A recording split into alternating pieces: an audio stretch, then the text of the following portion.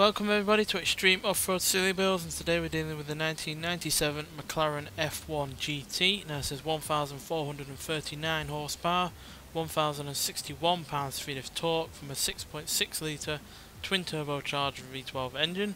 The car itself now weighs 2,132 pounds. Now has off-road tyres, all-wheel drive and off-road suspension, and the car itself can do 0 to 60 in 2.082 seconds.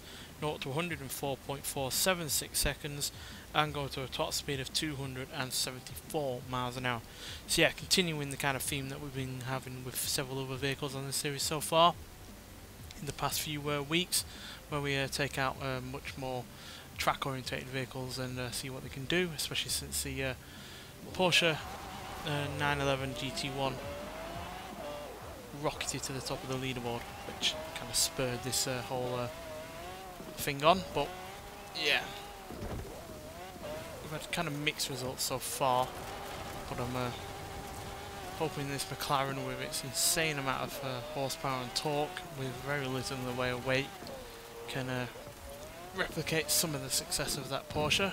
Not necessarily expecting it to beat it, but yeah, I hope it can at least come below the 2-minute mark, which would be very, very nice. Especially since, like that Porsche, this is certainly not meant for doing this kind of stuff. And yet that Porsche, yeah, was unbelievably quick.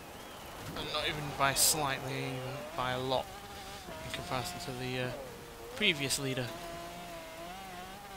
which was the ATS GT.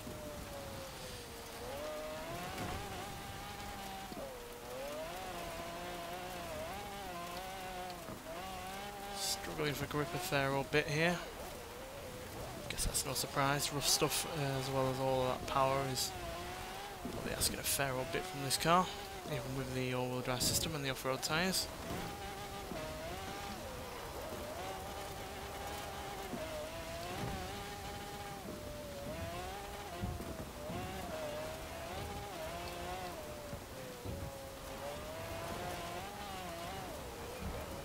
But a rough run on this course does not necessarily mean a slow one.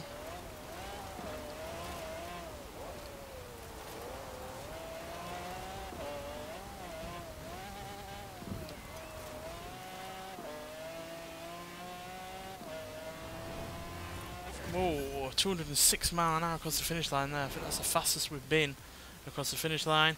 But we haven't beaten the Porsche, but we have come below the 2-minute mark. In fact, we've gone above the ATS GT with a time of 1 minute 59.580, with the ATS GT managing 1 minute 59.713.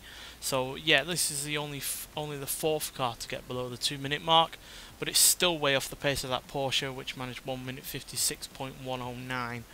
A good still 3 seconds ahead of this. So yeah, that really does put into perspective how quick that Porsche really was.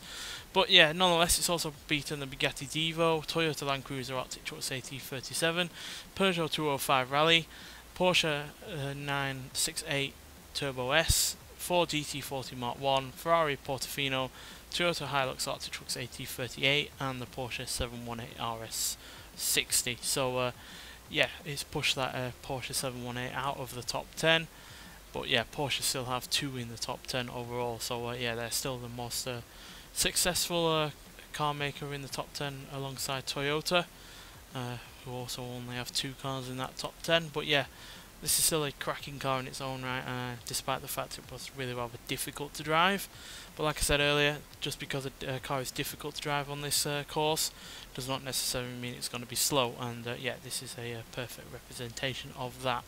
Granted, if I had more practice I might well have gotten quicker, but I like to do it once and once only, just so it's a bit more authentic in getting a time. So yeah, still a good time nonetheless. So second place on this series is no bad feat whatsoever, and yeah, to be only the fourth car to get below the 2-minute mark, and also the fourth car to become below the 2-minute mark to also be a supercar or a hypercar is yeah, also impressive. So yeah, off-roaders are not necessarily the quickest vehicle to choose on this series.